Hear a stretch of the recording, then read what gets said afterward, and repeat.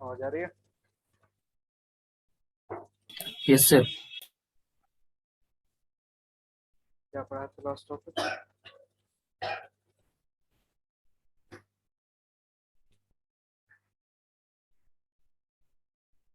क्या?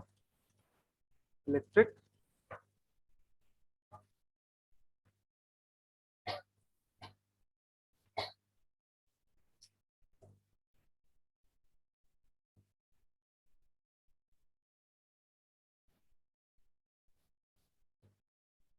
लिखना है क्वेश्चन, लिखना। Two concentric spheres, two concentric spheres, हाँ,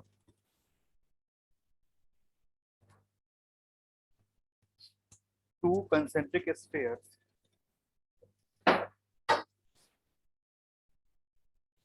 of radii, two concentric spheres of radii r and capital R, radii r and capital R are given charges, are given charges q and capital Q, are given charges q and capital Q respectively, given charges q and q respectively, then find potential difference, then find the potential difference between these two spheres.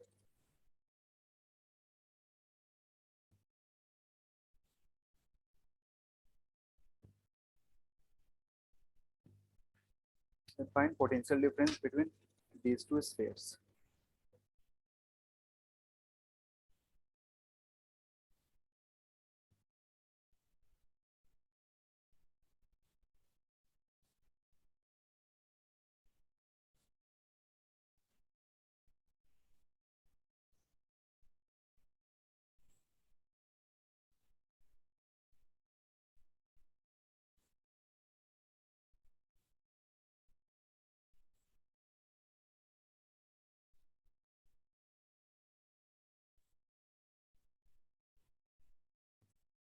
Sphere का potential difference बताए थे।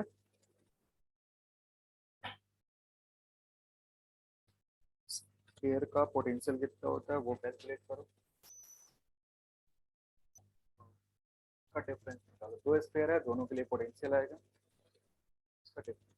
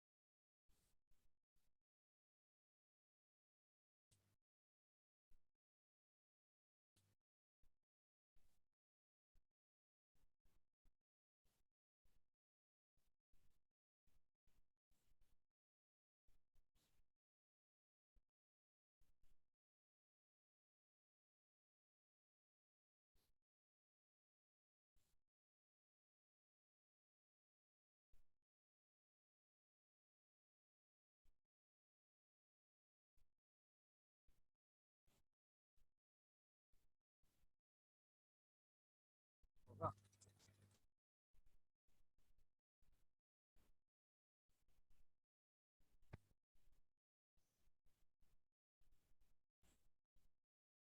तो कुछ तो जैसे अगर इसको sphere one बोले, स्फीयर टू बोले, तो बेसिकली करना क्या, v1 माइनस v2 कैलकुलेट करना।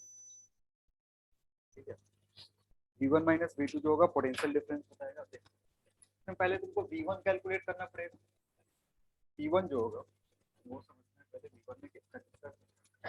अगर ये टू नहीं होता, बाहर वाला अगर स्फीयर नहीं होता, तो वन के लिए जो पोटेंशियल आता है इसके सरफेस पे कितना आता? के क्यू बाई आर। अब ये बाहर वाला जब स्फेयर रखोगे तो इसके लिए, ये जो बाहर वाला स्फेयर के लिए ये स्फेयर कहाँ रखा हुआ है, अंदर। तो इसके सरफेस पे इस चार्ज के चलते कितना पोटेंशियल होगा, इसके सरफेस पे इस चार्ज के चलते कितना पोटेंशियल होगा, के capital Q divided by capital. और जो सरफेस पे होता है वही इनसाइड में भी होता है इस बड़े वाले स्फेयर के लिए। यानी इनसाइड में हर जगह, मतलब अगर ये छोटा वाला स्फेयर नहीं होता, छोटा वाला स्फेयर नहीं रखोगे, खाली बड़ा वाला स्फेयर रखोगे, तो इनसाइड में हर जगह जो पोटेंशियल होगा वो कितना होगा,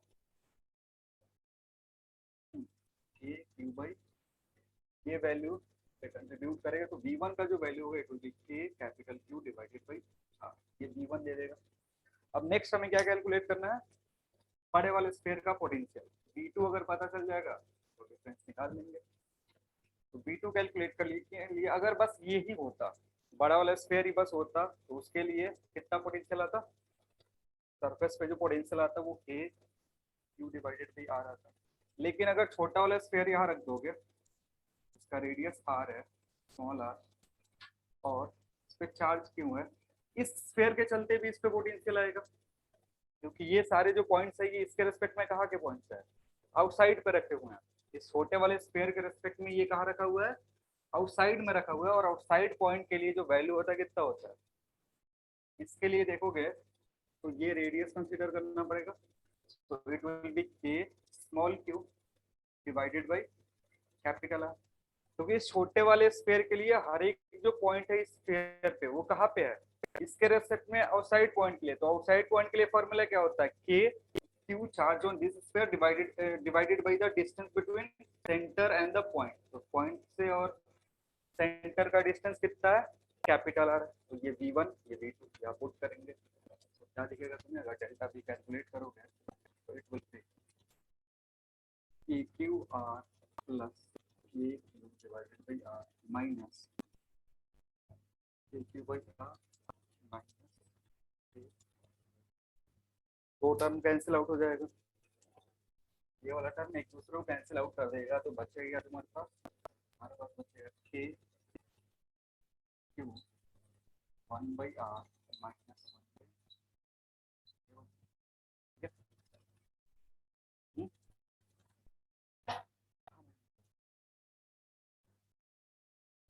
मोड लग गया ना, पोटेंशियल डिफरेंस ये उल्टा ले लियो।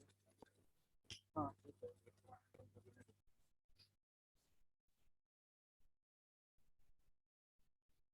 V2 माइनस V1 तुमने करा, मतलब ये हायर पोटेंशियल मान के रखा है, ठीक है।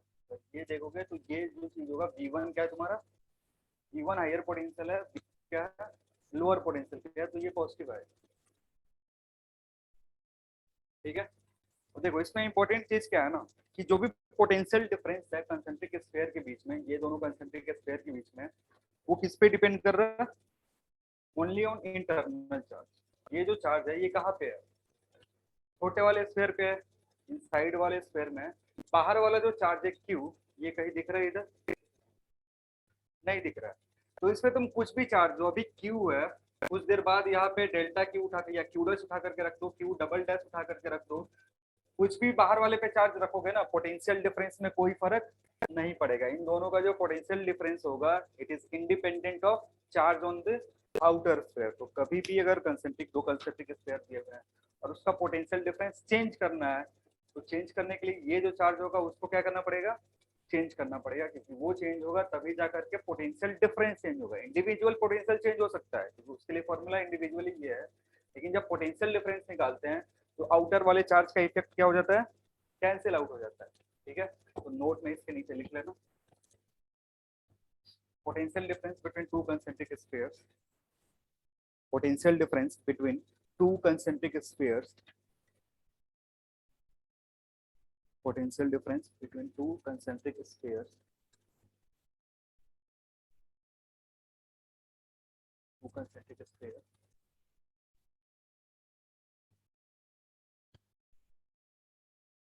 depends only on, depends only on, depends only on charge, depends only on charge on inner sphere,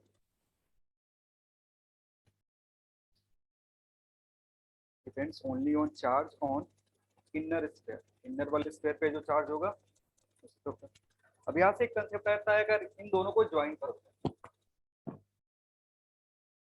inner वाले का पोटेंशियल ज्यादा है, V1 is greater than V2। ये वाला कंसेप्ट है कि पोटेंशियल जो 1 का है वो क्या है, 2 से ज्यादा है। तो जब इन दोनों को ज्वाइन करोगे, जब इन दोनों को वायर से ज्वाइन करोगे तो इसमें करंट फ्लो होगा। करंट जो फ्लो होगा कहाँ से होगा, इनर से आउटर। कब तक फ्लो करते रहेगा, जब तक पोटेंशियल सेम ना हो जाए, मतलब इसका भी पोटेंशियल बी डैश और बाहर वाले का भी पोटेंशियल बी डैश हो जाए। ये कब पॉसिबल होगा, जब इसका टोटल का टोटल चार्ज फ्लो होकर के यहाँ चलेगा, क्योंकि इस पे कुछ भी चार्ज रहेगा ना, that will create a potential difference. अभी फॉर्मूला हमने देखा कि इस पे अगर कुछ भी चार्ज रहेगा इस साइड वाले पे तो इसमें पोटेंशियल डिफरेंस आएगा। तो अगर वायर से कनेक्ट करोगे तो इस वायर में कब तक करंट फ्लो करेगा, जब तक दोनों का पोटेंशियल सेम ना हो जाए। और दोनों का पोटेंशियल सेम करने के लिए इस क्यू को क्या होना पड़ेगा, जीरो। और जीरो कहने का मतलब है कि पूरा का पूरा जो चार्ज इस पे था वो कहाँ चला गया, बाहर वाले पे चला गया। ठीक है, तो लिख लो इसको भी नोट नंबर 2 में।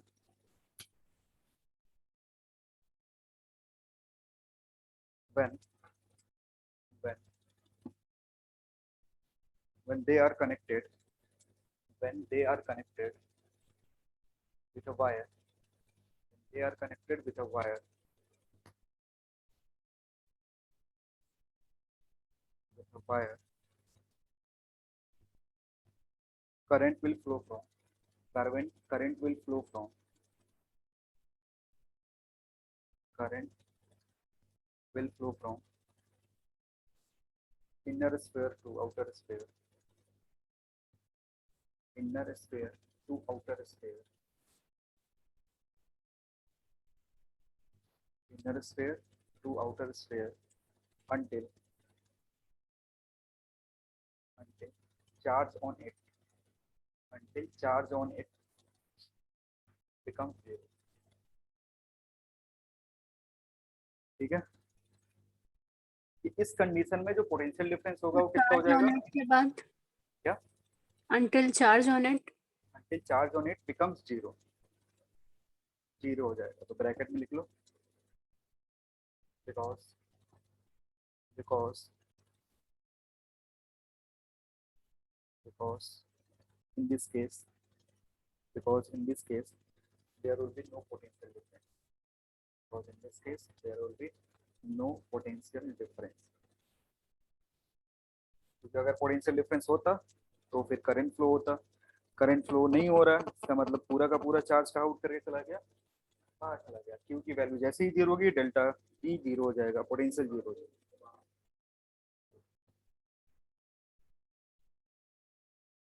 इससे बोलो,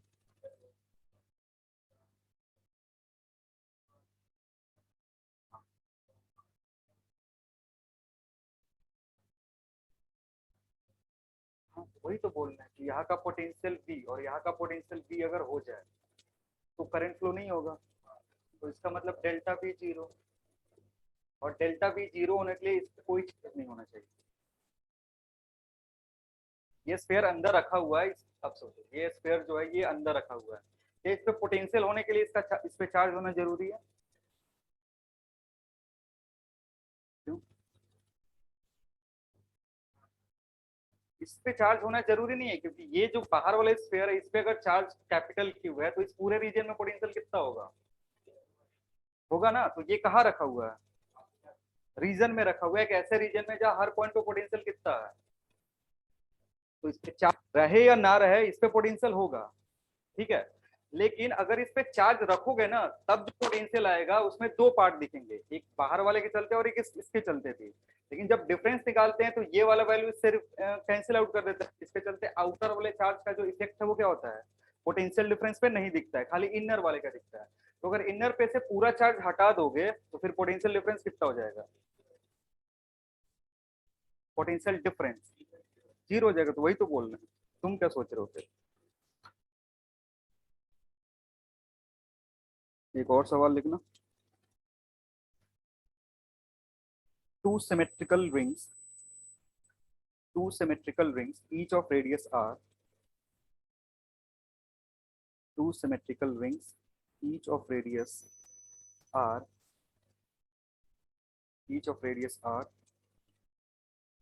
are placed coaxially, are placed coaxially, each of radius R, are placed coaxially. कोएक्सियली समझते हो, दोनों का एक्सिस क्या कर रहा होगा, सेम होगा, कोइंसाइड करेगा. कोएक्सियली at a distance, coaxially at a distance of r meter,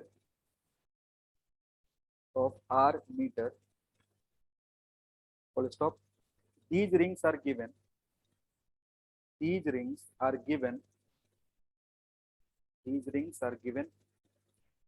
charges, these rings are given charges q1 and q2 respectively, q1 and q2 respectively, full stop. A small charge q, a small charge small q taken, small charge q is taken from center of one ring, from center of one ring, from center of one ring to other, from center of one ring to other, then find amount of work done, amount of work done. Bracket में लिख लो kinetic energy constant.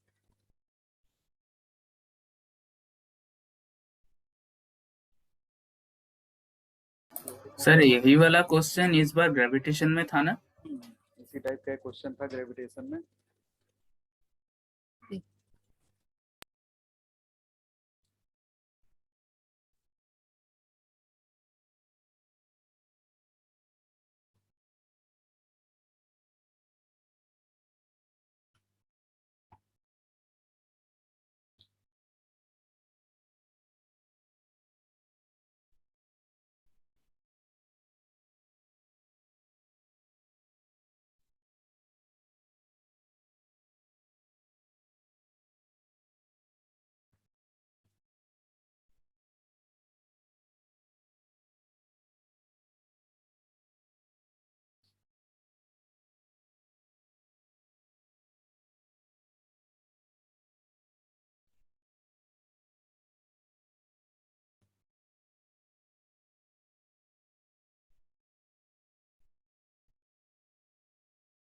सब are, कोई भी small, जितना भी value ले रहा है ना, कैपिटल लो या स्मॉल लो, लेकिन तीनों जो रेडियस दो रेडियस और जो डिस्टेंस है उसकी वैल्यू क्या है. अगर ये आर है तो ये भी आर होगा और ये भी आर है. अगर स्मॉल ले रहे हो तो सबके सब स्मॉल है.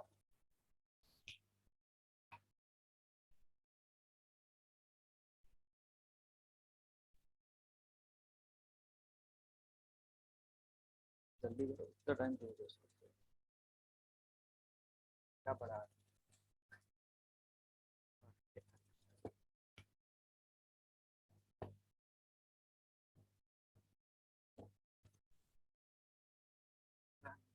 चलो देख,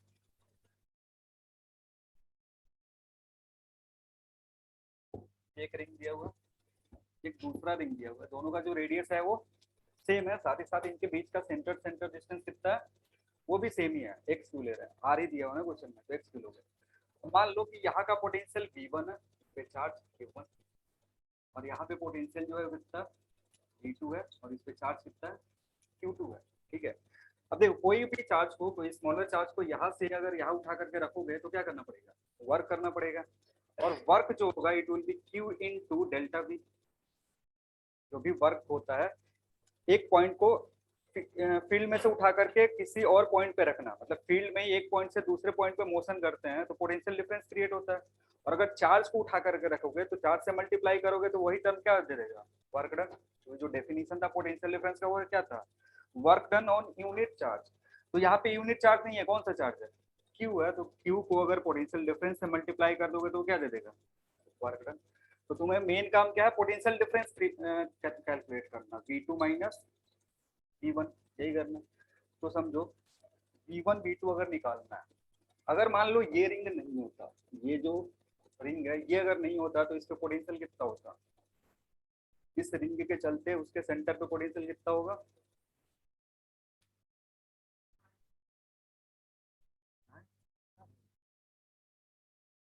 इस रिंग के लिए इसके सेंटर पे पोटेंशियल कितना होता है। हाँ, तो अगर V1 कैलकुलेट कर रहे हैं तो ये होगा, इस रिंग के चलते इसके सेंटर पे जो पोटेंशियल होगा वो कितना होगा, K Q by point charge वाला फॉर्मूला। अगेन मान लो ये रिंग नहीं है, ये रिंग खाली है, तो इस पे पोटेंशियल आएगा, एक्सियल पॉइंट है ना, कि अगर ये रिंग नहीं है, ये रिंग प्रेजेंट है, तो इसके चलते इस पॉइंट पे पोटेंशियल आएगा ना, एंड दैट विल बी, उसका वैल्यू क्या होगा बताओ, के क्यू टू लेंगे, क्या लेंगे, के क्यू टू दूसरे वाले के लिए, उसके बाद नीचे क्या आता है, root over R square plus R square होगा, जो फॉर्मूला होता है वो एक्स स्क्वायर होता है ना, तो R square plus R square कितना हो जाएगा, तो बाहर करोगे तो ये बस रूट के अंदर क्या बचेगा, 2 बचेगा, ठीक है। वैसे ही अगर V2 कैलकुलेट करोगे तो V2 will be K Q two divided by R plus K Q one divided by root 2 होगा। सेम कंसेप्ट, जब यहाँ का कैलकुलेट कर रहे होंगे तो पहले इसके लिए कैलकुलेट करेंगे, इसके सेंटर पे कितना होगा, K Q two by are. अब इसके लिए कैलकुलेट करिए तो इसको भूल जाओ, इस रिंग के लिए यहाँ पे कैलकुलेट करोगे तो अगेन कैसा पॉइंट है, एक्सियल पॉइंट है, और एक्सियल पॉइंट का फॉर्मूला यूज करेंगे तो ये आएगा। समझ में आ रहा है बात। अब इन दोनों का पोटेंशियल का जो डिफरेंस है वो यहाँ पुट कर दो, जो सवाल तो पढ़ लो कम से कम, अपने मन से एक्स मान लो, तो एक्स पसंद है क्या ज्यादा, मूव ऑन, हो गया।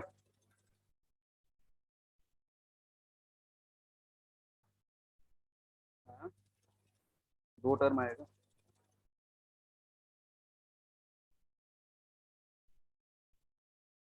हाँ, तो वो कॉमन कर लो ना, जो जो बाहर आ रहा है, 2 टर्म में नहीं चेंज हो रहा है, क्या रहेगा,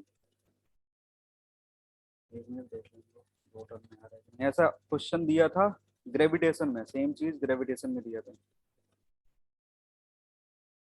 फाइनल आंसर जो कैलकुलेट करोगे, मैं लिख दे रहा हूँ, अगर 1 से 2 जा रहा, हम कहाँ जा रहे थे, 1 से 2 जा रहे हैं ना, 1 से 2 जाओगे तो answer will be Q divided by K Q divided by R Q two minus Q one, 1 minus 1।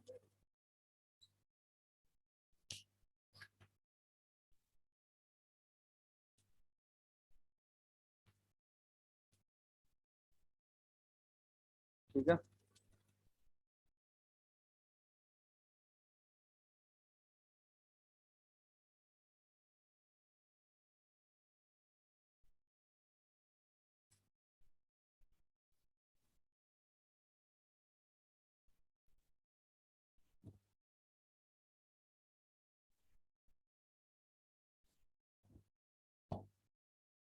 Type के जो क्वेश्चन होते हैं उसमें मैग्नीट्यूड बहुत कम ही मार देगा, ये चार्ज का मैग्नीट्यूड देगा नहीं, वो रेडियस की वैल्यू नहीं देगा, क्योंकि कैलकुलेशन नहीं करोगे, पहले ही इतना कैलकुलेशन करना है, फिर वो नंबर दे करके कैलकुलेशन और नहीं करवाता है, क्योंकि टाइम बढ़ जाता है।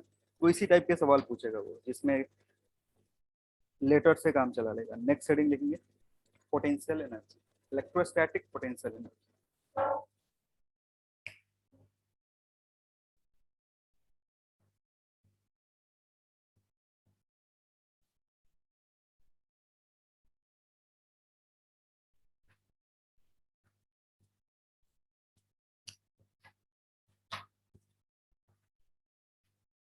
जैसे ग्रेविटेशनल पोटेंशियल एनर्जी था, कंजर्वेटिव फील्ड होता है, उसी सिस्टम के लिए हमारे पास क्या आता है, पोटेंशियल एनर्जी आता है। अगर कंजर्वेटिव फील्ड नहीं होगा तो फिर पोटेंशियल एनर्जी डिफाइन नहीं करेंगे। तो उधर जो डेफिनेशन था, एग्जैक्ट डेफिनेशन इधर भी होगा। उसमें मास का मूवमेंट होता था, यहाँ किसका मूवमेंट होगा, चार्ज का, कहाँ पे, किसी इलेक्ट्रिक फील्ड में। तो कोई भी अगर तुम्हारे पास इलेक्ट्रिक फील्ड है, मान लो इस रीजन में इलेक्ट्रिक फील्ड है, एक चार्ज क्यू को उठा करके इंफिनिटी से, चार्ज क्यू को उठा करके कहाँ से, इंफिनिटी से ला करके यहाँ पे रख रहे हो, और ये पॉइंट कहाँ पे है, किसी इलेक्ट्रिक फील्ड में है, तो तुमको कुछ वर्क डन करना पड़ेगा, and that work done by external force is what, potential energy. यहाँ पे चार्ज इस बार जो है ना यूनिट नहीं है, हम इसको उठा करके कर रहे हैं, किसी भी चार्ज को उठा करके ला दो, उस चार्ज को अगर उठा करके लाके इस पॉइंट पे पी पे रख रहे हो, उस केस में जो वर्क डन करेगा external agent that will be equal to what, U, और यू से क्या रिप्रेजेंट कर रहे हैं, इलेक्ट्रोस्टैटिक पोटेंशियल एनर्जी। तो सेम चीज है, पहले हम यूनिट चार्ज पे करे थे तो उसको क्या डिफाइन करे थे, पोटेंशियल, पोटेंशियल डिफाइन करे थे कब, जब चार्ज जो था वो यूनिट चार्ज था। अभी चार्ज कुछ भी ले लो उससे फर्क नहीं पड़ेगा, चार्ज तुम्हारे मन से जो पसंद चार्ज है वो ले लो, उसको उठा करके ला करके यहाँ रखोगे, जो काम होगा उसी वर्क डन को हम क्या बोलते हैं, इलेक्ट्रोस्टैटिक पोटेंशियल एनर्जी बोलते हैं। तो सेम टू सेम डेफिनेशन कहाँ लिखा थे, ग्रेविटेशन में भी लिखा थे, लेकिन वहाँ ग्रेविटेशन फील्ड था, मास था। क्लियर है, तो लिखना पॉइंट वाइज लिख लो। Work done, point number 1, work done in bringing work done in bringing any charge, work done in bringing any charge from infinity from infinity from infinity to a given point, to a given point, to a given point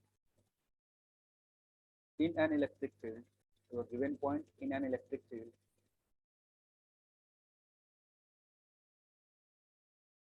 by an external agent, by an external agent, by an external agent is known as electrostatic potential energy, is known as electrostatic potential energy.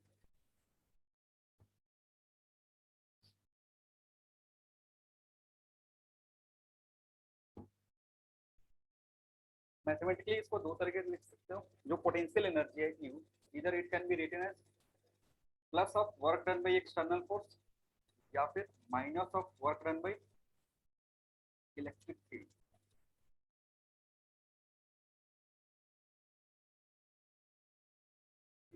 ये चीज उधर भी समझाते जब potential explain कर रहे थे, क्योंकि जब हम मोशन करवाते हैं तो कुछ इस तरीके का मोशन करवाते हैं, किसी पॉइंट पे जो एक्सटर्नल फोर्स लगा रहा होगा वो, और जो इलेक्ट्रिक फोर्स लगा रहा होगा वो, दोनों क्या होगा, सेम होगा।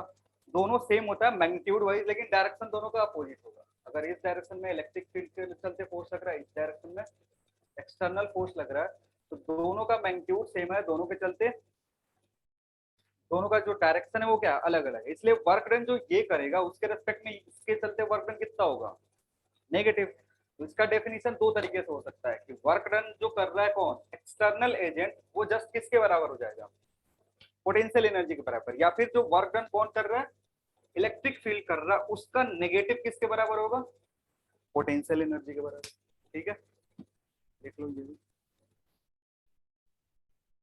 और जब भी ये प्रोसेस करते हैं, कुछ भी प्रोसेस कर रहे हो, तो इन दोनों केस में हम क्या करना होता है, काइनेटिक एनर्जी रिमेन्स कांस्टेंट, और काइनेटिक एनर्जी रिमेन्स कांस्टेंट होता है, तभी ये दोनों वैल्यू हर जगह पे बराबर होते हैं।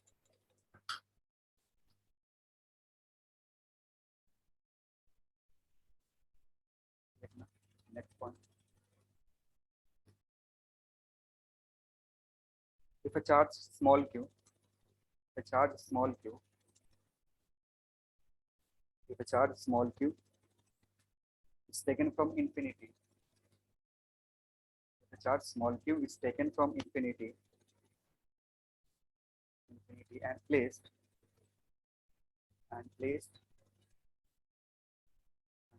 in electric field, placed in electric field at a point, placed in electric field at a point having potential of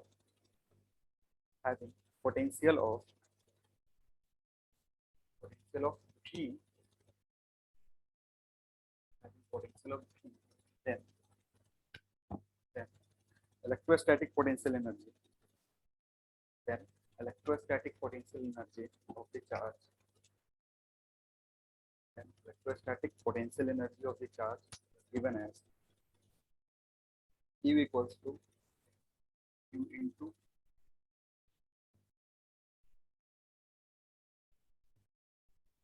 ठीक है, इसको उठा करके स्मॉल चार्ज को इंफिनिटी से उठा करके हमने कहाँ रखा, इलेक्ट्रिक फील्ड में रख रहे हैं, और हर एक पॉइंट पे इलेक्ट्रिक फील्ड का क्या होगा, अपना पोटेंशियल।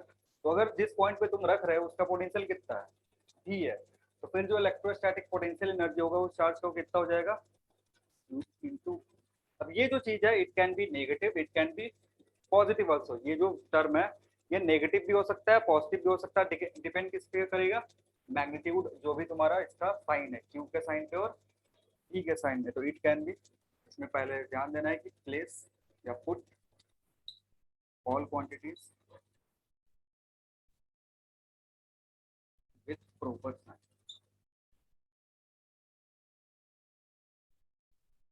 चार्ज अगर नेगेटिव दिया होगा तो यहाँ क्या पुट करेंगे, नेगेटिव वैल्यू पुट करेंगे। अगर जिस पॉइंट पर रख रहे होगा पोटेंशियल नेगेटिव है तो क्या रखेंगे, नेगेटिव रखेंगे। फिर दोनों मल्टीप्लाई होकर मे बी पॉजिटिव हो सकता है, तो यू में बी पॉजिटिव नेगेटिव। लेकिन यही चीज पोटेंशियल ग्रेविटेशनल पोटेंशियल के केस में नहीं था। ग्रेविटेशनल पोटेंशियल के केस में हमेशा क्या आता था, नेगेटिव ही आता था।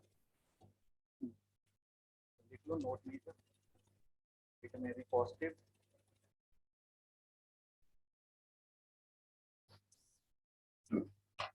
इट में बी पॉजिटिव नेगेटिव और जीरो, पॉजिटिव नेगेटिव और जीरो।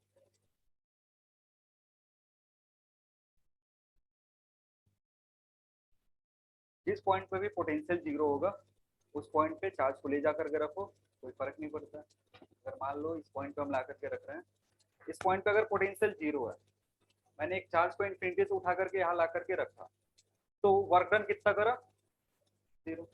कोई वर्क डन नहीं करा, इसलिए यू कितना हो जाएगा, जीरो हो जाएगा।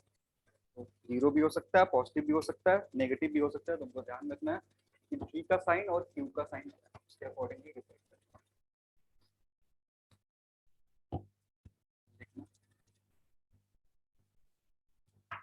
नेक्स्ट है इनको, नेक्स्ट पॉइंट उसी में, work done in moving, work done in moving,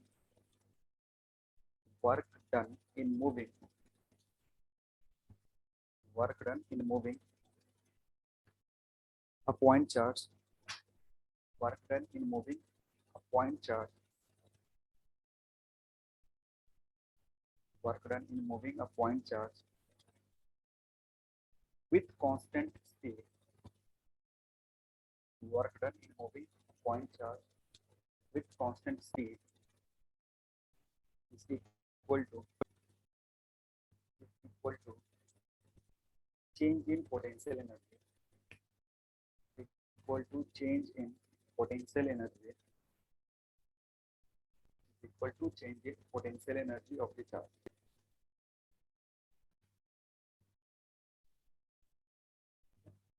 इसका मतलब समझ, जैसे इलेक्ट्रिक फील्ड में दो पॉइंट है ए और, यहाँ पे एक चार्ज रखा हुआ है, तुम चाहते क्या हो कि इसको उठा कर कहाँ रख दे, पी पे रख दे। तो कुछ देर बाद चार्ज होगा वो कहाँ चला जाएगा, पी पे चला जाएगा। इस प्रोसेस को करने के लिए तुम्हें क्या करना पड़ेगा, वर्क डन। और जो वर्क डन होगा, work done A to P, तो किसके बराबर होगा, change in potential energy. Change in potential energy मतलब बी माइनस क्यू ए। और जब अभी हमने जस्ट देखा कि इसको क्या लिख सकते हैं, इसको लिख सकते हैं क्यू इंटू माइनस, क्या हो जाएगा क्यू इंटू, तो work done will be Q into B minus work done 2।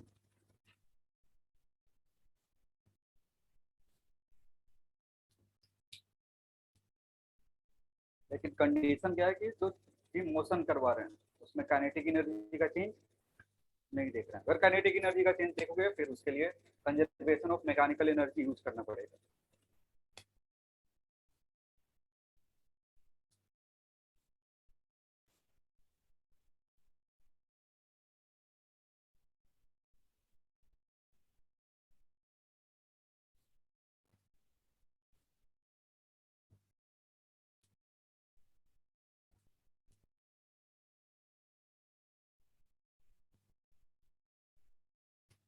लिखना है question,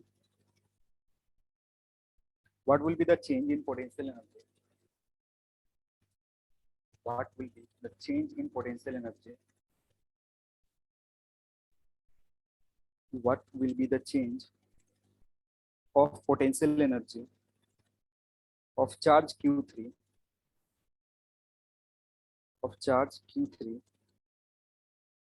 q3 charge q3 in moving it from C to D as shown in figure, from C to D as shown in figure.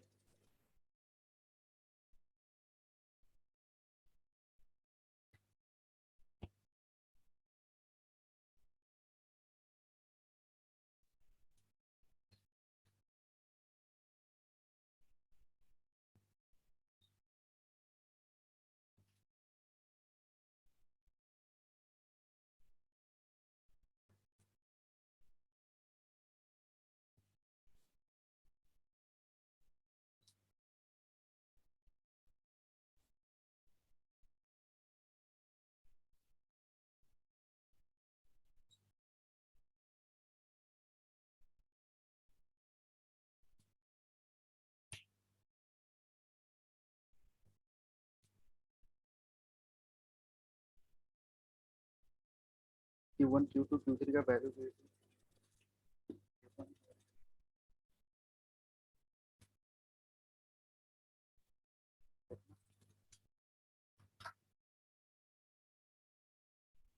Q1 है 20 नैनोकूलम 20 नैनोकूलम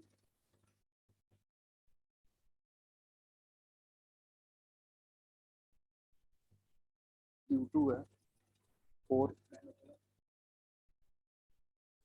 Q3 है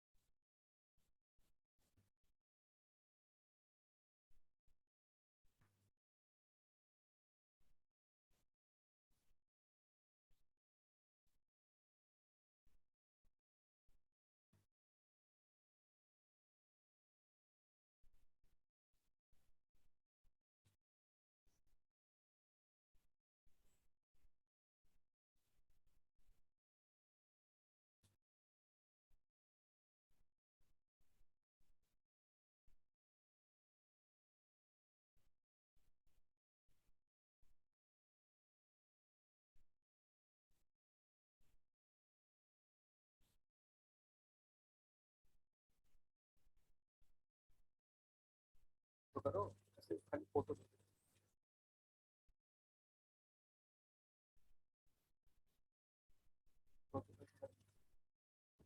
जो भी work done होगा वो change in क्या होगा पोटेंशियल एनर्जी। अब सोचो कि सी पे कितना पोटेंशियल एनर्जी है डी पे कितना पोटेंशियल एनर्जी है।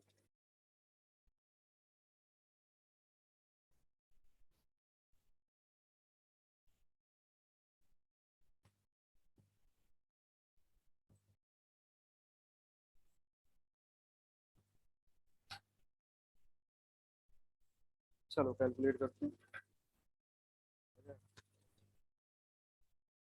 हो गया क्या होगा?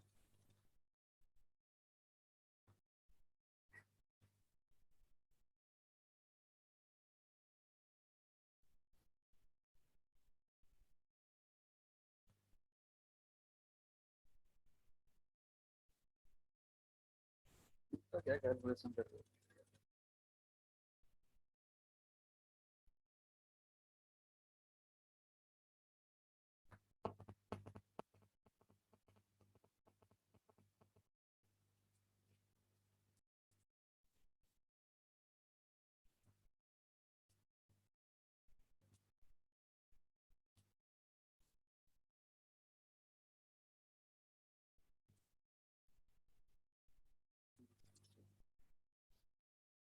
चलो देखते हैं, देखो तुमको बेसिकली करना क्या है कि यहाँ का पोटेंशियल निकालना और यहाँ का पोटेंशियल निकालना। क्योंकि जो भी वर्क डन अभी जस्ट हमने देखा work done C to D जो होगा it will be what Q into three का मोशन होता है Q3 इंटू बी सी या B D minus B C, यही होगा। देखो एक चीज समझो कि Q1 से जितना डिस्टेंस पे C है उतना ही डिस्टेंस पे D भी है। Q1 से जितना डिस्टेंस पे C है उतना ही डिस्टेंस पे क्या है। तो Q1 के लिए ये जो लाइन ड्रॉ करेगा ना ये इक्विपोटेंशियल सरफेस हो गया। चार्ज Q1 के लिए C और D इक्विपोटेंशियल पॉइंट हो गया, और इक्विपोटेंशियल पॉइंट पे अगर Q के लिए मोशन होगा तो वर्क डन कितना होगा, जीरो, क्योंकि इसके चलते यहाँ पे पोटेंशियल और इसके चलते यहाँ पे जो पोटेंशियल होगा सेम होगा। यानी जो पोटेंशियल में डिफरेंस आएगा वो किसके चलते आएगा, Q2 के चलते। तो Q2 के चलते अगर पोटेंशियल डिफरेंस निकालना है तो तुम्हें ये डिस्टेंस चाहिए, ये डिस्टेंस कितना है, और फिर ये वाला डिस्टेंस चाहिए। हाइपोटेनस है तो ये कितना हो जाएगा 100 सेंटीमीटर। यानी बीडी पे जो पोटेंशियल होगा Q3 की वैल्यू लास्ट में पुट कर देना, बीडी जो होगा कितना होगा KQ2 डिवाइडेड बाई कितना 20, सेंटीमीटर में है तो 0.2 लिख लो, और माइनस KQ2 डिवाइडेड बाई 100 है तो 1 लिख लो। ठीक है, यही करना है। अब जो भी वैल्यू दिया है वो उसको पुट कर दो।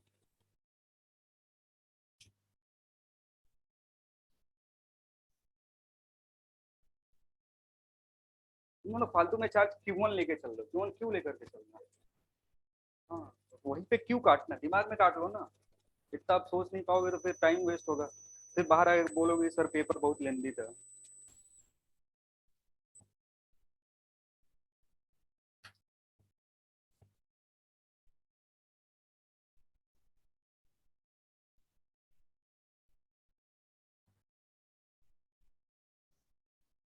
इधर कॉमन कर सकते हो के Q1 सॉरी Q1 तो गया Q2 Q3 इनटू ये जो है कितना हो जाएगा 5 माइनस 1, ये 5 हो जाएगा ना, 5 माइनस 1 कितना होगा 4, तो 4 से मल्टीप्लाई कर तो भी वैल्यू 9 इंटू 10 टू पावर 9, 7 कितना कितना होगा, तो 8 इंटू 10 टू पावर नैनो में दिया 18 हो जाएगा into 4 multiply.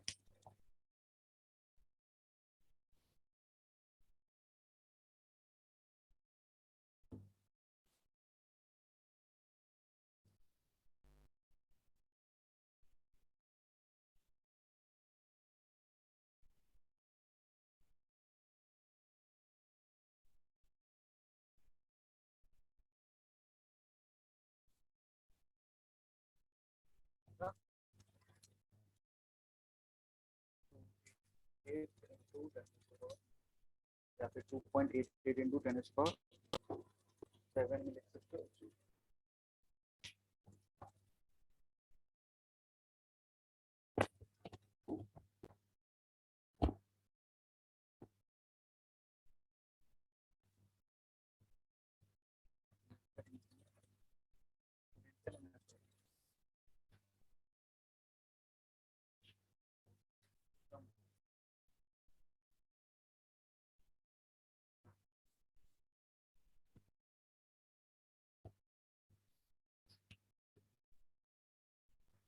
Energy of system of charges, अगर बहुत सारे चार्जेस मिलकर एक सिस्टम बना रहे हैं तो उस पूरे सिस्टम का पोटेंशियल एनर्जी कितना होगा, इसमें point 1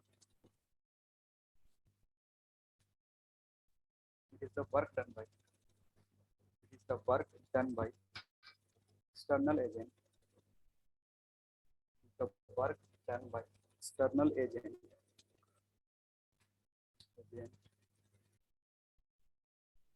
to bring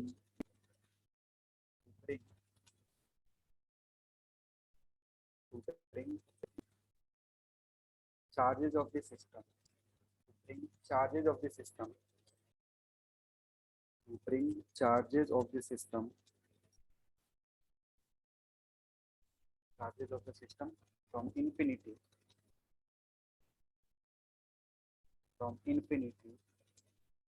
to specified points, from infinity to a specified point, ये हटा दो बहुत सारे पॉइंट्स होंगे तो टू specified points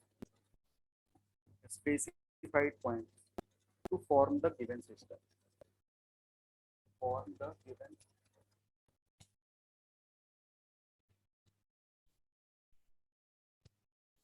चार्जेस का अगर सिस्टम है तो सिस्टम को बनाने के लिए जो काम करोगे that work will be what potential energy of the system. तो इसका लिए सबसे सिंपल जो सिस्टम है वो क्या बनेगा, टू चार्ज सिस्टम। अगर तुम्हारे पास के में लिख सकते हो टू पॉइंट चार्ज सिस्टम,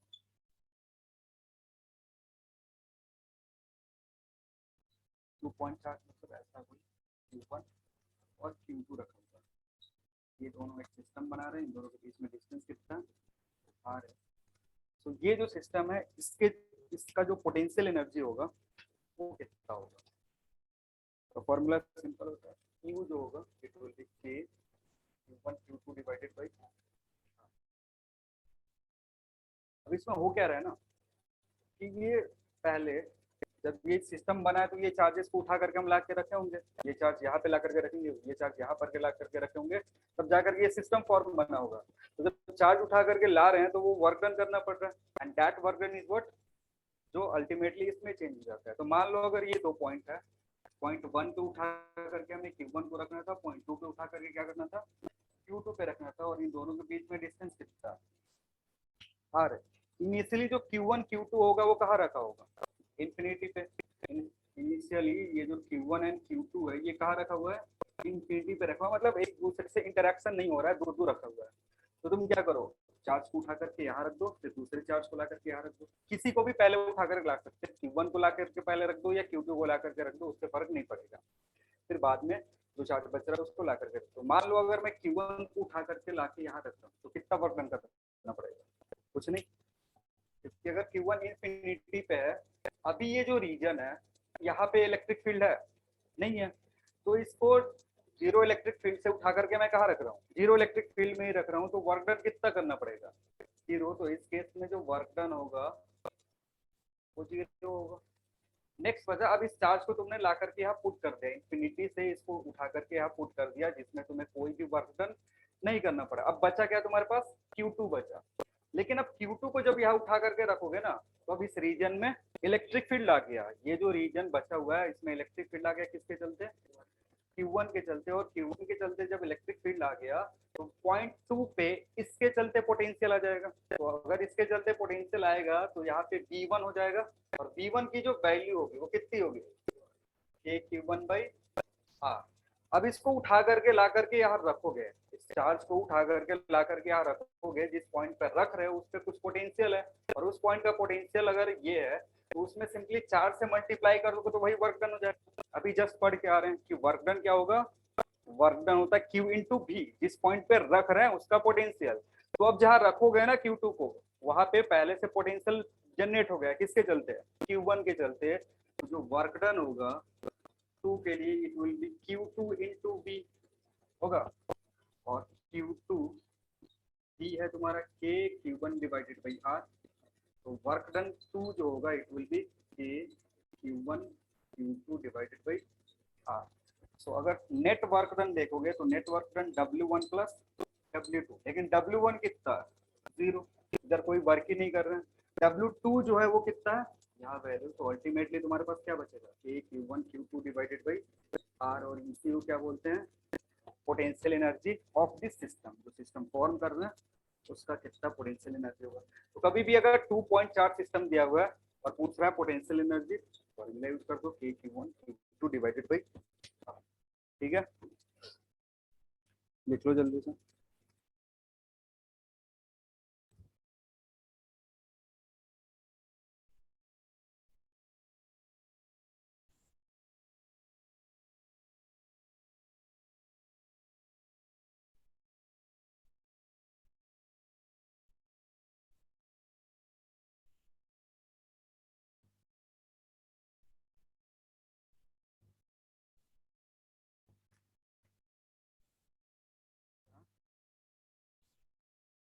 तेज बोलो ना, है यार खाली पढ़ेंगे। यही कितना नोट करोगे, यही चीज ग्रेविटेशन में बता, एक ही चीज कितना नोट कर लो, हो गया। नेक्स्ट लिखना 3.4 सिस्टम।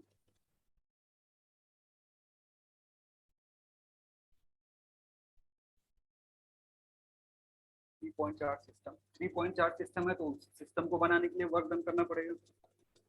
ठीक है, 3 पॉइंट चार्ज सिस्टम जो है ना वो कैसा भी हो सकता है, जरूरी नहीं कि हमेशा ट्राइंगल ही बनेगा। मे बी अगर इस तरीके से रख रहे हो Q1 Q2 Q3, इसको भी क्या बोलेंगे, 3 पॉइंट चार्ज सिस्टम। या फिर ऐसे रख दो, यहाँ पे यहाँ पे यहाँ पे। ठीक है, मतलब होना क्या है कि इस सिस्टम में कितने चार्जेस होने चाहिए, 3 चार्जेस होने चाहिए। 3 चार्ज है तो उसको क्या बोलेंगे, 3 पॉइंट चार्ज सिस्टम। जैसे ये Q1 है, Q2 है, ये गया तुम्हारा Q3। या फिर ऐसा ट्राइंगल बनवा Q1 Q2, इन दोनों के जो बीच का डिस्टेंस है उसको R12, इन दोनों के बीच का डिस्टेंस R13, और इनके बीच का डिस्टेंस R23। तो यहाँ से जो पोटेंशियल एनर्जी आएगा Q, it is K Q1 Q2 divided by R12 plus K Q2 Q3 divided by R23 plus Q1 Q3 divided by. लेकिन जब भी पुट करेंगे अगेन किसका ध्यान रखेंगे, साइन का। जो भी चार्जेस पुट करोगे ना उसके साइन का ध्यान रखोगे। तो कभी भी सिस्टम के लिए निकालना है, यहाँ करना क्या होता है ना, हर एक पेयर का, जैसे दो दो के लिए था तो वो सिंगल पेयर बना तो उसके लिए पोटेंशियल निकाल दिया। अगर दो से ज्यादा चार्जेस दिए हुए, 3 दिया हुआ, 4 दिया हुआ, 5 दिया हुआ, तो तुम्हारा मेन काम क्या होता है, जितने पेयर बन रहे हैं ना सबके चलते क्या कैलकुलेट कर लो, पोटेंशियल एनर्जी कैलकुलेट कर लो। जैसे ये वाला पोर्शन अगर देखोगे, ये किसके चलते आ रहा है, Q1 और Q2 पेयर के चलते। पेयर के चलते जो पोटेंशियल एनर्जी आया वो इधर। Q2 Q3 क्या है, ये जो दो पेयर बना रहा है उसके बीच का गैप कितना है, 2 3। तो इस पेयर के चलते जो पोटेंशियल एनर्जी आ रहा है वो यहाँ, और अगेन यहाँ पे जो पेयर आ रहा है वो यहाँ पे। ठीक है, तो कब भी पोटेंशियल एनर्जी निकालना होगा जब दो से ज्यादा चार्जेस दिए होंगे तो हमें करना क्या होगा, पहले पता करना होगा कितना पेयर बन रहा है, और उस सारे पेयर का क्या कैलकुलेट कर लेंगे, पोटेंशियल एनर्जी कैलकुलेट करके फिर ऐड कर देंगे। ठीक है, लिख लो। और इम्पोर्टेंट चीज क्या है, पुट चार्जेस विथ साइन, हमेशा साइन के साथ रखेंगे। मे भी किसी का पोटेंशियल एनर्जी नेगेटिव हो सकता है, किसी सिस्टम का पोटेंशियल एनर्जी पॉजिटिव हो सकता है। That will depend on nature of charges.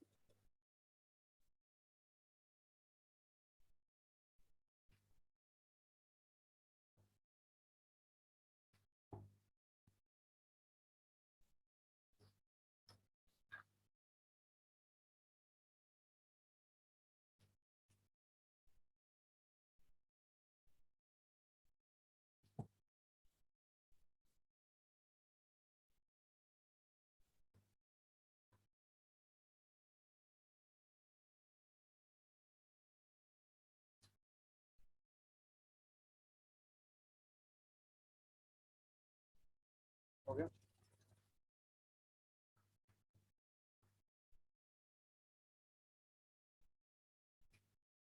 Final लिखेंगे, कंक्लूड कर देंगे। अगर एंड पॉइंट चार्ज होगा, एंड पॉइंट चार्जेस के चलते क्या होगा, U will be sum of potential energy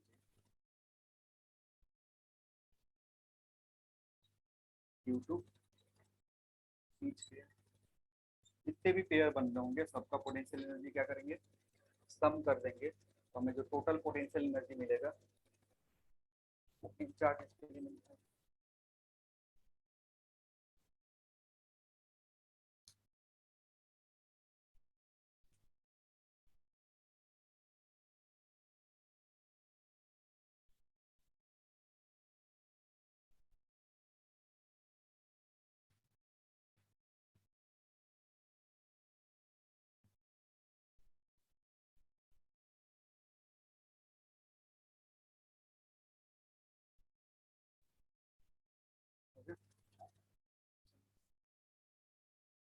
fine, potential energy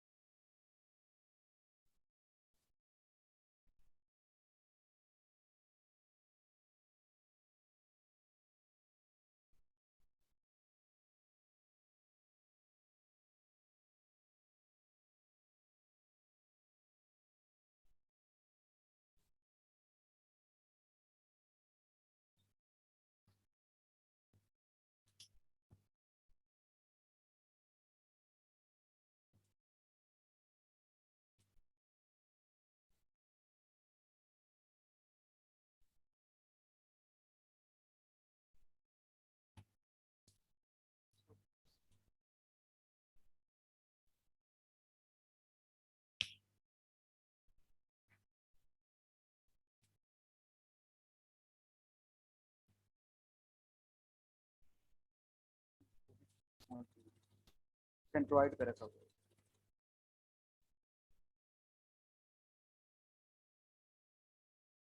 equilateral triangle है, इक्विलैटरल ट्रायंगल के लिए ये लेंथ निकाल सकते हो 2/3। अगर नहीं निकालना आता तो बता देंगे। ये तुम्हारा a/2 होगा और ये कितना होगा a, ठीक है। तो अगर इससे कैलकुलेट करोगे तो ये वाला जो वैल्यू होगा कितना होगा, हाइपोटेनस है तो a² माइनस क्या करेंगे a²/4, ठीक है। जैसे सिंप्लीफाई करोगे ये आ जाएगा के अंदर √3a/2। ये जो साइड लेंथ होता है, मतलब ये अगर पूरा ड्रॉप करते हैं तो इसका लेंथ कितना होता √3a/2। लेकिन सेंट्रोइड का एक प्रॉपर्टी होता है कि ये कितने में डिवाइड करता है 2:1 में, 2:1 में डिवाइड करेगा। तो यहाँ से ये कैलकुलेट कर लें।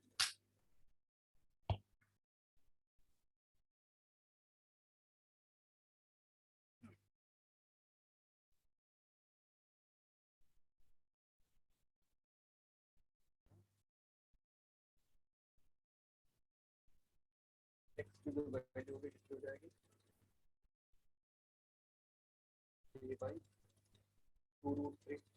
लेकिन तुम्हें क्या चाहिए, तुम्हें चाहिए 2x, क्योंकि ये जो लेंथ है ये कितना है 2x है, तो इट विल बी a/2। ये जो भी लेंथ आएगा यहाँ से लेकर के यहाँ तक, इसकी वैल्यू कितनी होगी, इसको याद भी रख सकते हो। कभी कभी वो देता नहीं है, और अगर नहीं देगा तो फिर इसका कैलकुलेशन करना पड़ेगा तुमको। तो अगर ऐसा ट्रायंगल दिया हुआ है, इक्विलैटरल ट्रायंगल दिया हुआ है, तो ईच साइड से, ईच कॉर्नर से सेंट्रॉइड का जो डिस्टेंस होगा कितना होगा, a/√3 होगा।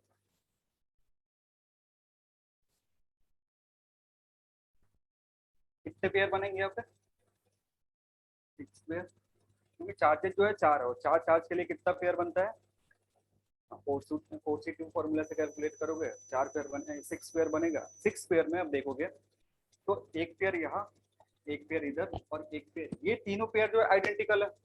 अगर यहाँ पे देखोगे ना, तो ये जो पेयर बन रहा है, यहाँ से जो पेयर बन रहा है और यहाँ से जो पेयर बन रही है, ये तीनों पेयर क्या है, आइडेंटिकल है। तो एक के लिए कैलकुलेट करो, 3 से मल्टीप्लाई कर दो, सबके लिए कैलकुलेट करने की जरूरत नहीं है। ये पेयर देखोगे, ये जो पेयर है ये 3 तरीके का इसी टाइप का पेयर रखा हुआ है। तो क्या करोगे, जो v टोटल होगा या v नेट जो होगा, it will B 3 × k² divided by a होगा। अब जो पेयर बनेगा, बाकी अब बचा कौन, ये बचा। अगेन अगर इस पेयर का देखोगे तो ऐसा 3 पेयर और प्रेजेंट है, ये पेयर, ये पेयर और ये पेयर, ये तीनों पेयर क्या है, आइडेंटिकल है। तो अगेन इंडिविजुअली कैलकुलेट करने की जरूरत नहीं है, एक कैलकुलेट करो और 3 से मल्टीप्लाई कर दो, a/√3 जो भी कॉमन हो रहा है बाहर का, 3 a² a कॉमन हो जाएगा, 1 + रूट यूनिट होगा टोटल।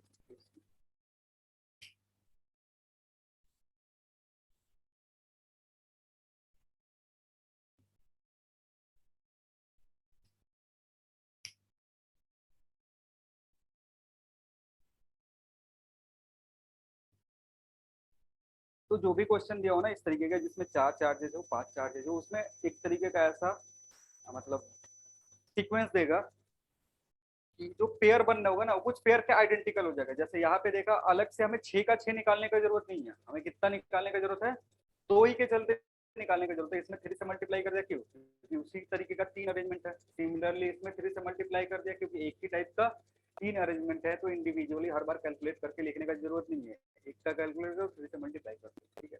तो अगर तुमसे 4 से ज्यादा चार्जेस पूछ रहा है, 5 से ज्यादा चार्जेस पूछ रहा है, तो उसमें कुछ ना कुछ ऐसा पैटर्न होगा जिससे तुम उसको क्या कर सकते हो, सिंप्लीफाई कर सकते हो, जल्दी कर सकते हो, ताकि, क्योंकि वो टाइम वेस्ट करवाता नहीं है। अब तुम अपने से टाइम वेस्ट करना चाहो तो फिर कुछ कर नहीं सकते हैं।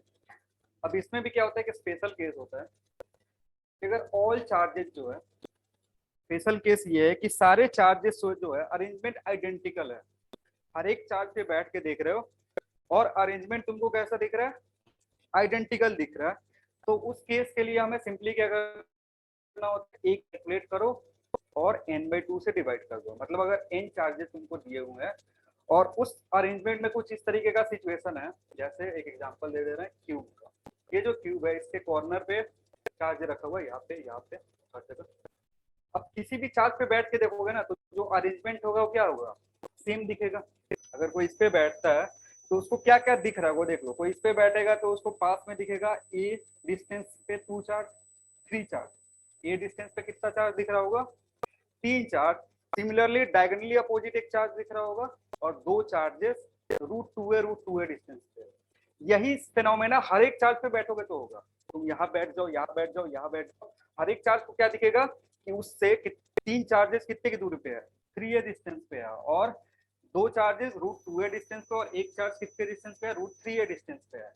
तो इसको बोलते हैं आइडेंटिकल अरेंजमेंट ऑफ चार्जेस। अगर कैसा अरेंजमेंट दिया हुआ है लिखना, स्पेशल केस में लिखना, for identical arrangement of charges, for identical arrangement of charges, identical arrangement of charges, identical arrangement of charges with respect to each charge, for identical arrangement of charges with respect to each charge, potential energy of the system, potential energy is the of the system, potential energy of the system is given as Q equals Q total equals n/2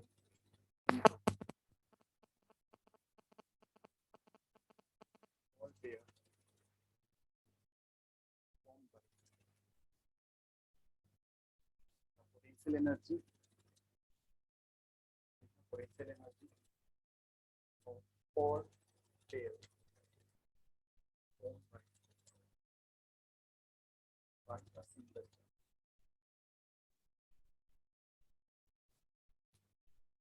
एक single charge कितना pair बना रहा है वो calculate कर लेंगे।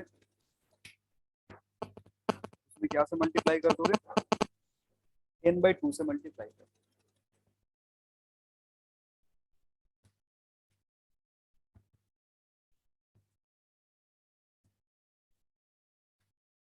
तो ये वाला जो कंसेप्ट है ये पिछले वाले क्वेश्चन में यूज कर सकते हैं। अभी जो कंसेप्ट मैंने बोला है इसको पिछले वाले क्वेश्चन में यूज कर सकते हो। वो तो नहीं कर सकते हैं, क्योंकि 3 चार्ज के रेस्पेक्ट में अगर बैठ के देख रहे हो ना, 3 चार्जेस के रेस्पेक्ट में बैठ के देख रहे हो तो अरेंजमेंट सेम है। लेकिन अगर सेंटर वाले चार्ज पे पहुंच रहे हैं तो फिर अरेंजमेंट बदल जा रहा है। इसके रेस्पेक्ट में ये चार्जेस सेम पे है, मतलब ये चार्ज का अरेंजमेंट और ये चार्ज का अरेंजमेंट सेम नहीं है।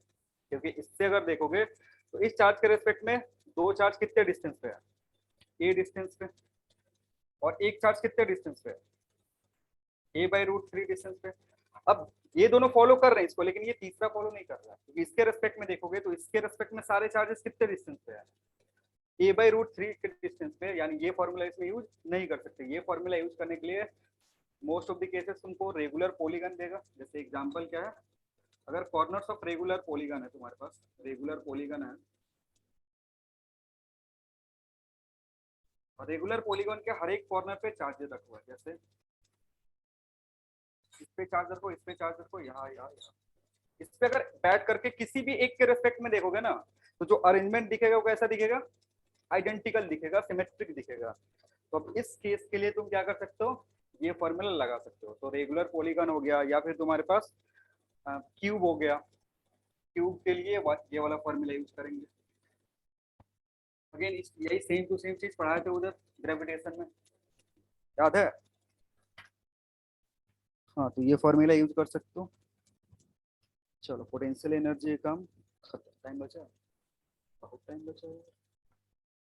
1 घंटे में कुछ ज्यादा पढ़ा दी क्या।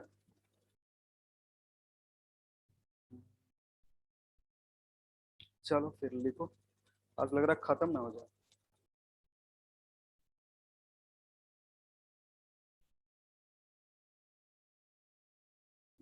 वेव ऑप्टिक्स खत्म हो जाएगा, बंद कर देंगे। फिर फरवरी में सिलेबस खत्म हो जाएगा यार, वो उधर पढ़ाते रहेंगे तो। फरवरी में खत्म कर दे क्या।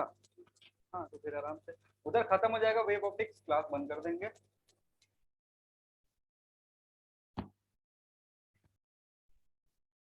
नेक्स्ट हेडिंग लिखो, motion of charge particle in an electric field. इसमें थोड़ा सा मैकेनिक्स आएगा।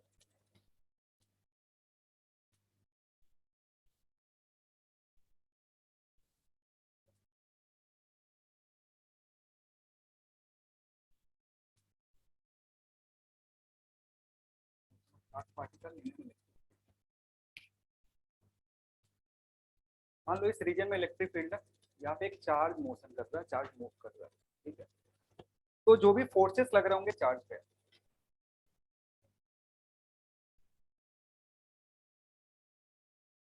उसका नेचर कैसा होगा? जो भी फोर्स लगेगा चार्ज पे, वो उसका नेचर कैसा होगा? कंजर्वेटिव या नॉन कंजर्वेटिव? अगर कोई एक्सटर्नल फोर्स नहीं लग रहा है तो जो भी नेचर होगा इस इलेक्ट्रिक फील्ड में, मान लो हमने चार्ज को छोड़ दिया तो मूव करना शुरू कर दिया, ठीक है। तो इस पे जो फोर्स लग रहा है वो किसके चलते लगेगा? इलेक्ट्रिक फील्ड के चलते। और इलेक्ट्रिक फील्ड जो होता है वो किस तरीके के फोर्स से बनता है? कंजर्वेटिव फोर्स से। तो जो भी फोर्स लगेगा चार्ज पे उसका नेचर क्या होगा? कंजर्वेटिव। और वर्क पावर एनर्जी में हमने पढ़ा था कि अगर किसी भी सिस्टम पे कंजर्वेटिव फोर्स लग रहा है तो कंजर्वेटिव फोर्स के केस में टोटल एनर्जी क्या रहता है? Total energy of the system remains conserve, ठीक है, जिसको कंजर्वेशन ऑफ मैकेनिकल एनर्जी बोलते हैं। तो दूसरा पॉइंट क्या होगा? Therefore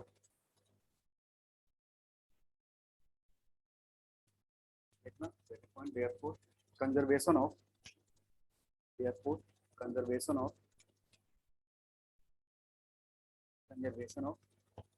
energy, therefore conservation of mechanical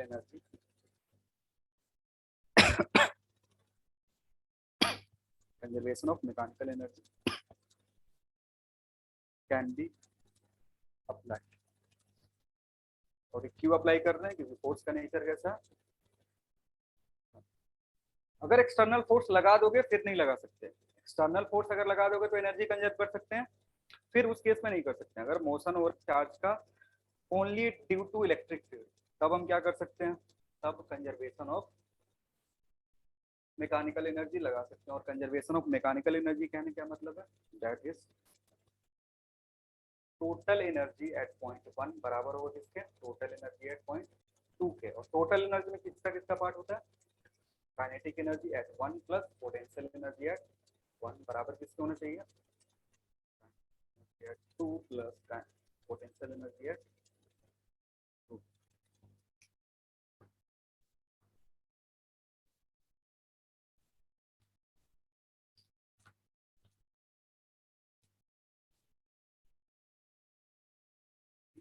ये जो चीज है ना, ये हमेशा वैलिड है, क्योंकि अगर तुमको वेलोसिटी निकालना है, इसमें देता क्या है कि दो पॉइंट चार्ज को हमने, ये एक पॉइंट चार्ज को मूव करवाया दो पॉइंट के बीच में, तो अगर एक जगह का वेलोसिटी इतना है तो दूसरी जगह का वेलोसिटी निकालो, इस तरीके से क्वेश्चन पूछ सकता है। या फिर बोल रहा है कि दो पॉइंट है, एक पॉइंट पे वेलोसिटी दे दिया, दूसरे पॉइंट पे वेलोसिटी दे दिया, तो और यहाँ का पोटेंशियल दे दिया, तो इस पॉइंट का पोटेंशियल तुमसे पूछ सकता है। कुछ इस तरीके से सवाल आते हैं। अब ये जो सिचुएशन है ये हमेशा वैलिड है, किसी तरीके का फील्ड रखो, इलेक्ट्रिक फील्ड यूनिफॉर्म हो या नॉन यूनिफॉर्म हो, उससे फर्क नहीं पड़ता है, तुम डायरेक्टली ये चीज लगा सकते हो, ठीक है। लेकिन इसमें थोड़ा सा एक स्पेशल केस है कि अगर फील्ड जो है ना यूनिफॉर्म हो जाए, फील्ड कैसा हो जाए? यूनिफॉर्म और यूनिफॉर्म इलेक्ट्रिक फील्ड, तो हमारे पास वेलोसिटी निकालने के लिए जब फील्ड यूनिफॉर्म होगा, इलेक्ट्रिक फील्ड अगर यूनिफॉर्म है यानी इलेक्ट्रिक फील्ड कांस्टेंट है, इलेक्ट्रिक फील्ड अगर कांस्टेंट हो गया तो फोर्स जो लग रहा होगा चार्ज पे वो क्या हो जाएगा? कांस्टेंट। हर एक पॉइंट पे सेम लगेगा। इलेक्ट्रिक फील्ड अगर कांस्टेंट है तो फोर्स कांस्टेंट, और अगर फोर्स कांस्टेंट हो गया तो एक्सीलरेशन क्या हो गया? और जब तुम्हें एक्सीलरेशन कांस्टेंट दिखता है तो हम फॉर्मूला कौन सा यूज कर सकते हैं? v = e प्लस या फिर s = e प्लस या फिर e स्क्वायर = u स्क्वायर। ये तीनों फार्मूला वैलिड हो गए। लेकिन अगर फील्ड यूनिफॉर्म नहीं है तो क्या ये तीनों फार्मूला लगा सकते हो? नहीं लगा सकते हो। तब किसके पास जाना पड़ेगा? तब कंजर्वेशन ऑफ, इंटीग्रेशन करने की जरूरत नहीं है यार, तब किसके पास जाएंगे? Conservation of total mechanical energy के पास, क्योंकि इंटीग्रेशन से भी कर सकते हो लेकिन वो क्या करेगा? टाइम वेस्ट करेगा। यहाँ पे क्या करना है ना तुमको, यहाँ पे बस पॉइंट का फंक्शन चाहिए। काइनेटिक एनर्जी जिस पॉइंट पे दिया वहां का कर लो, उस पॉइंट का पोटेंशियल एनर्जी दूसरे पॉइंट का, मतलब दो पॉइंट के बीच का मोशन होगा। और फील्ड नॉन यूनिफॉर्म दिया हुआ तो ये यूज करेंगे। और अगर फील्ड यूनिफॉर्म दे दिया तो इलेक्ट्रिक फील्ड कांस्टेंट मतलब फोर्स कांस्टेंट, एक्सेलरेशन कांस्टेंट, तो ये फॉर्मूला यूज कर सकते हैं मैकेनिक्स से। ठीक है,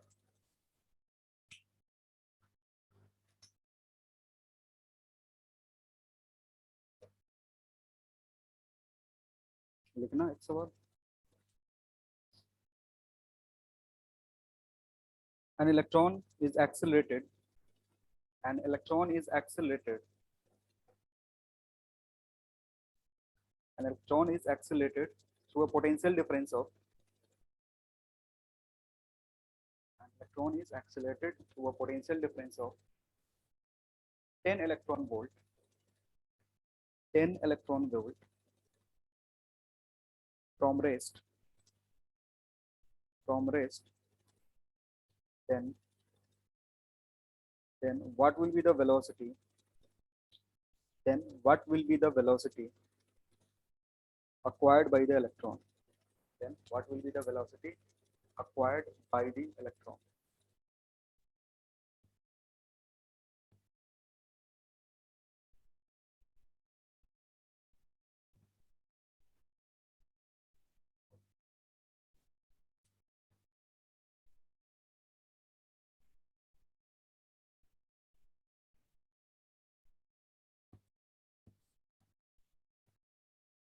एग्जैक्ट वैल्यू निकालने की जरूरत नहीं है, मास ऑफ इलेक्ट्रॉन के टर्म में कैलकुलेट कर।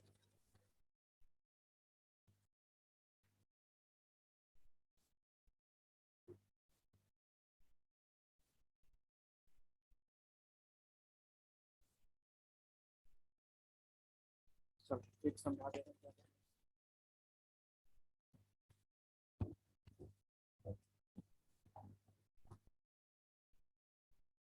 जैसे कि एक इलेक्ट्रॉन था रेस्ट में, यहाँ पे इलेक्ट्रॉन था तो कौन सा कंडीशन में था, रुका हुआ था, इसका मास हुआ, तो मास ऑफ इलेक्ट्रॉन की चार्ज होगा वो माइनस है। इसको क्या कर रहा है, पोटेंशियल डिफरेंस डेल्टा वी, इसकी वैल्यू कितनी दी हुई है 10 इलेक्ट्रॉन वोल्ट, इसमें एक्सीलरेट कर रहा है। तो जब इस पोटेंशियल डिफरेंस से बाहर निकल रहा होगा यहाँ पे, तो ये वेलोसिटी गेन कर लेगा। जब इसको एक्सीलरेट करोगे तो यहाँ से जब वो बाहर निकल रहा होगा तो क्या कर लेगा, वेलोसिटी गेन कर लेगा।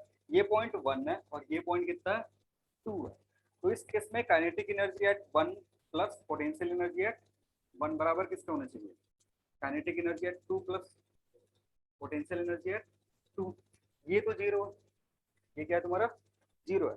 अब पोटेंशियल काइनेटिक एनर्जी जो होगा, kinetic energy at 2 it will be simply potential energy 1 minus potential energy 2, जो सिंपली क्या होता है Q इंटू डेल्टा V, मतलब E1 माइनस या V1 माइनस V2।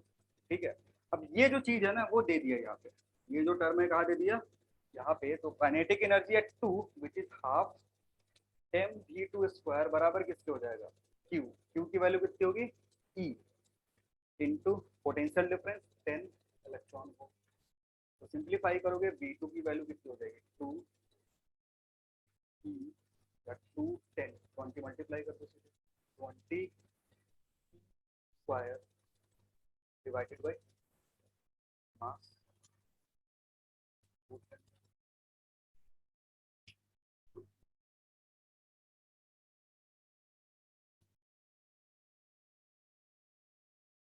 क्या है, अच्छा हाँ ईवी दिया हुआ या ईवी दिया हुआ या भी दिया हुआ था थ्रू अ पोटेंशियल डिफरेंस मैंने बोला था, या बस इस तरीके से बोल दिया था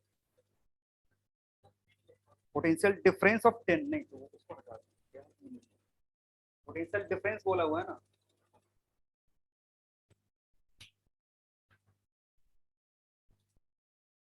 पोटेंशियल डिफरेंस हमेशा वोल्ट में ही आएगा। हाँ ठीक है, अगर ईवी दी था फिर ये बाहर में ई से मल्टीप्लाई करने का जरूरत नहीं था। अगर इलेक्ट्रॉन वोल्ट ही सीधे दे दिया, इसका मतलब उसने सीधे ये जो डिफरेंस है वही कितना दे दिया है 10 इलेक्ट्रॉन वोल्ट दे दिया है। तो ये सब करने का जरूरत नहीं है, सीधे इसी को कर देते कितना 10 इलेक्ट्रॉन वोल्ट, जो रिजल्ट आता है वो सही नहीं आता।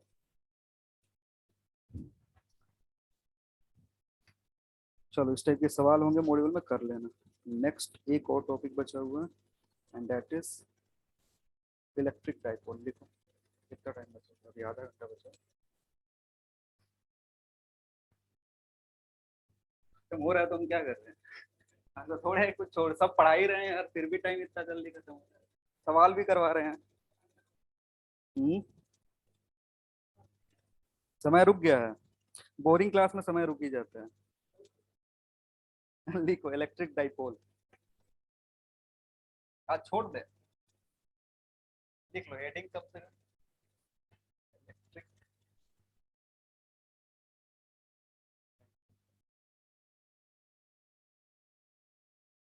इसका जो मतलब थ्योरी है, थोड़ा एक दो लाइन लिख लो, उसके बाद चलेंगे, खत्म कर देंगे। लिखना अ सिस्टम ऑफ, ये चीज एक्सप्लेन कर चुके थे पहले, कर रहे थे ना जब 2.4 सिस्टम बता रहे थे, जब फील्ड लाइन शो कर रहे थे, बताया थे कहीं भी क्या डिस्कस करेंगे। तो वही तो बोले थे कि जब डाइपोल पढ़ेंगे, ये जो क्यू और माइनस क्यू रख रहे हैं, तो इसके चलते इलेक्ट्रिक फील्ड कहाँ पे जीरो हो जाता है? इन्फिनिटी पे। इसलिए अलग से एक चैप्टर ही पढ़ते हैं इलेक्ट्रिक डाइपोल, वही तो डिस्कस करेंगे इलेक्ट्रिक डाइपोल में, और क्या करेंगे। हाँ लिखना a system consisting of two equal and opposite charges, consisting of two equal and opposite charges, separated by a small distance,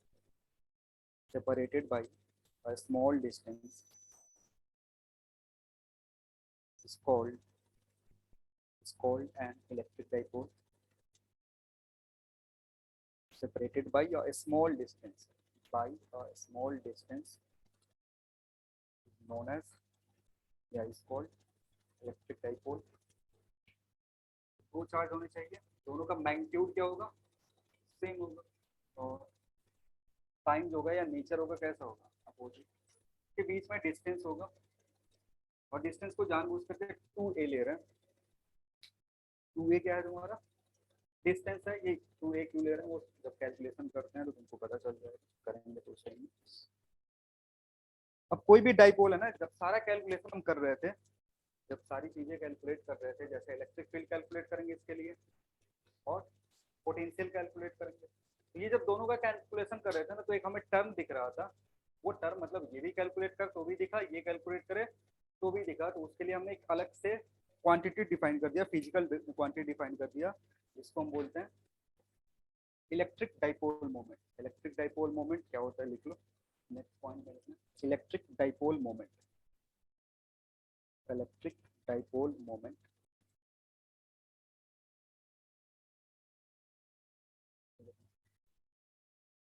is a vector quantity.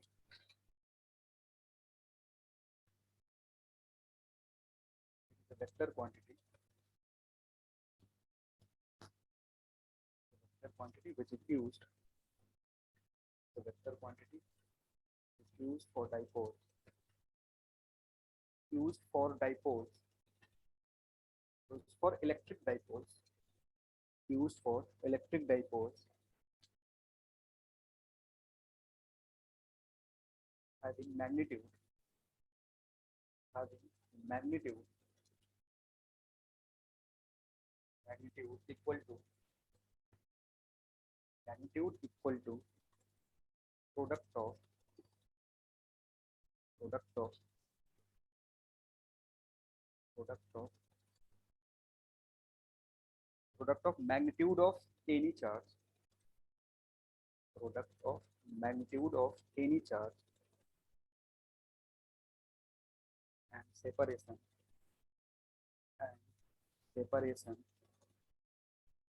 between them. Product of magnitude of any charge and separation between them, मतलब plus Q भी ले सकते हो, minus भी ले सकते हो, बस वैल्यू उठा करके पुट कर देना, साइन का ध्यान नहीं रखेंगे। और नेक्स्ट फुल स्टॉप के बाद लिखना एंड इट्स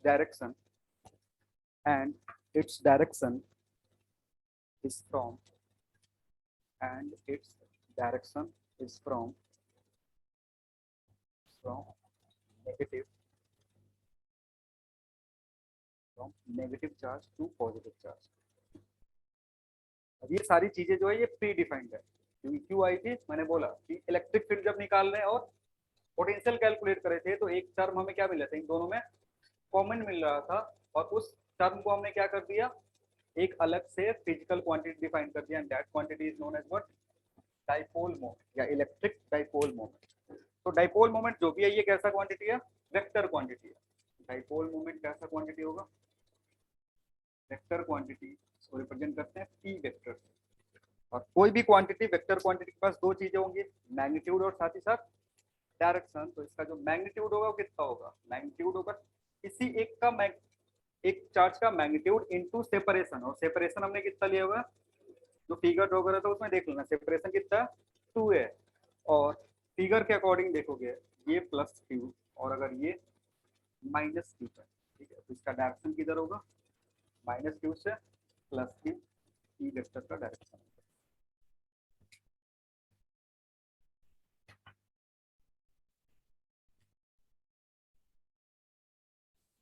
हो गया, चलो फिर आज इतना ही रखते हैं, बाकी करेंगे अगले क्लास में। Thank you everyone. Thank you sir.